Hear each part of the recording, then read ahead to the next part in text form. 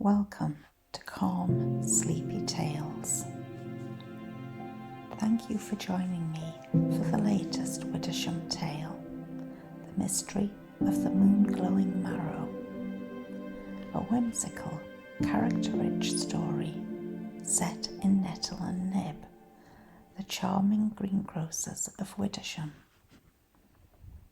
This tale brings Hazel and Tansy to life, letting us linger in their shop for a spell as they chat with locals, compose spontaneous vegetable poems, slip lucky pears into baskets, and gently weave their subtle magic through turnips, tomatoes, and truths best told over beetroot. Before we begin our tale, it is time to relax. Inhale deeply, and as you exhale, release any tension. Again, breathe in and slowly breathe out. With each breath, you're drifting closer to a place of calm and quiet, where magic and nature weave together to lull you into a restful sleep. And now we begin our tale with a day at Nettle Nib, Widdersham's greengrocers of gossip and greens. In the heart of Widdersham, where the cobblestones are said to whisper, and the postmistress reads letters aloud before posting them, just to make sure they're heartfelt, stands a crooked, lovely shop tucked between the clockmakers and the chocolatier. Its window overflows with towers of courgettes and crates of twilight plums, which glimmer oddly in the shade like they're remembering something. A hand-painted sign above the door reads in cheerful ivy green lettering, Nettle and Nib, produce with personality. On a mild and misty morning in late spring, the bell above the door jingled 3 harmonious notes, clear, chiming, and just a little melancholic. That meant mist with a hint of drizzle. The townsfolk of Widdersham knew it well and brought their scarves accordingly. Hazel Nibbin, cheeks glowing like apples in late September, peeked up from behind a bushel of rhubarb. "Ah, it's a drizzle bell today," she called, then nudged her cousin. "That means we'll sell all the kale and none of the cucumbers. Mark my words." Tansy Nettle, who was arranging a suspiciously warty collection of squash, didn't glance up. "It also means the leeks will mutter if we don't turn them." She reached over to flip a bunch of leeks with the care of someone adjusting a child's blanket. Just then, the first customer wandered in, old Mr. Baffin from the bakery, still wearing his flour-stained apron and a bemused expression.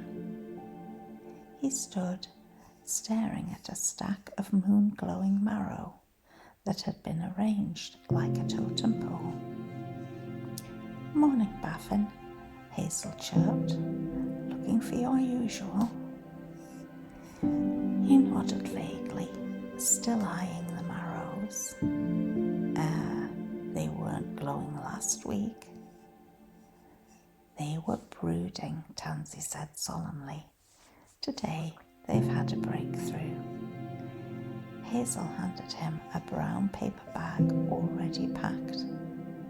"I added a lucky pear just in case you try your cinnamon scones again."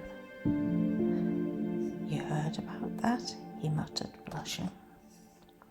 "Dear heart, even the parsnips know about your cinnamon misadventure," Hazel said with a wink. Baffin chuckled, paid in jam, a standing barter, and trundled off, dodging the dangling onion braids by the door. As the morning wore on, a steady trickle of customers came through. Bryony Moss, the florist from Flora and Fawn, brought over a basket of violets in exchange for 3 artichokes, and a whisper peapod for creative inspiration. "I'm doing a mossy bouquet for a birthday," she said dreamily. "Do you think carrots can be romantic?" Tansy answered without looking up. "Only if you use the curly tops and don't mention stew." Bryony nodded as if this were ancient truth and wandered out humming.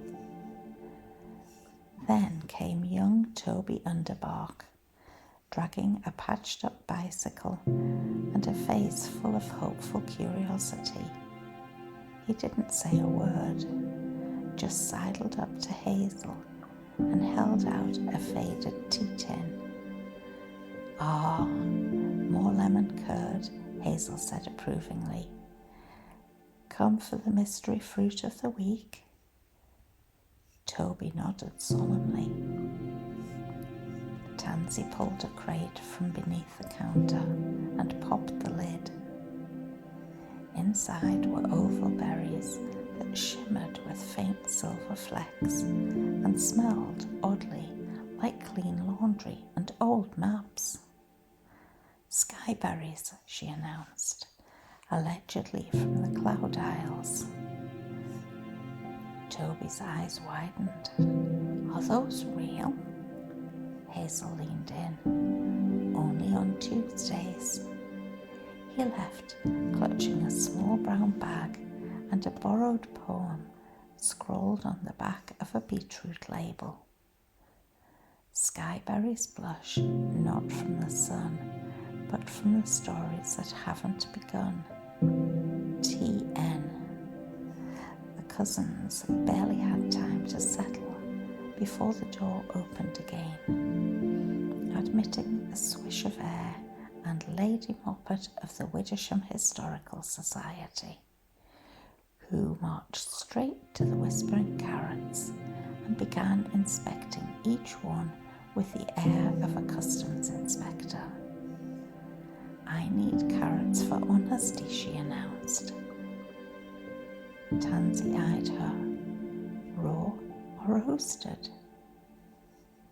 "Interrogation," said Lady Moppet, as though that explained everything. Hazel handed her a bunch tied with a sprig of thyme and murmured something too low to hear.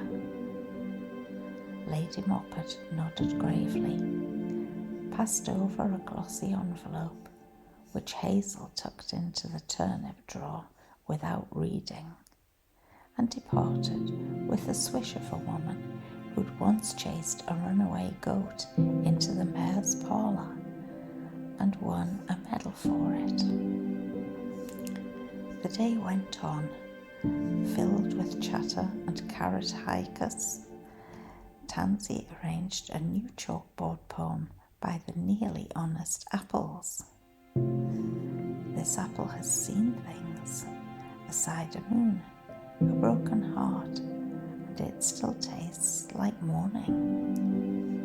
They were halfway through cleaning up for the afternoon when the shop bell jingled again. Not the weather bell, but a secret little tinkling bell only the cousins could hear. It sounded, as Hazel always said, like a spoon dropped into a dream soup. A child stood in the doorway, all freckles and oversized galoshes. She carried a potted herb with trembling hands. My mum says it's hopeless, she said, holding up a wilted basil plant. But I think it just needs encouragement. Tansy took the pot carefully and ran her thumb along a leaf. It's miffed, not doomed. Hazel nodded. Bit of compost tea, a chat with the tomatoes, and a bit of poetry. Poetry, the girl asked. Tansy pulled out a stubby pencil and scribbled on a seed packet. You are Basil. You are brave. You will leaf again. The child grinned. Hazel slipped a gleaming pear into her coat pocket. Just in case, she whispered. That evening, as the lamplighter passed, and Wellington the sheep snored behind the crates of celeriac, Hazel and Tansy sat with their feet up, sipping nettle tea and listening to the whispers of turnips in the root bin. Think the melon really does look like the mare? Hazel asked. Tansy shrugged.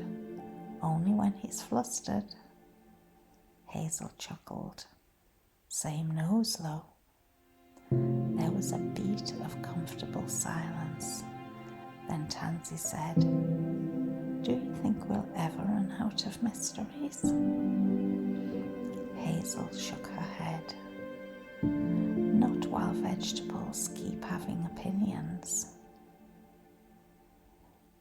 In Widdersham, even your groceries might have something to tell you.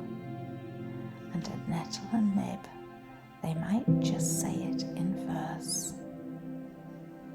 Good night.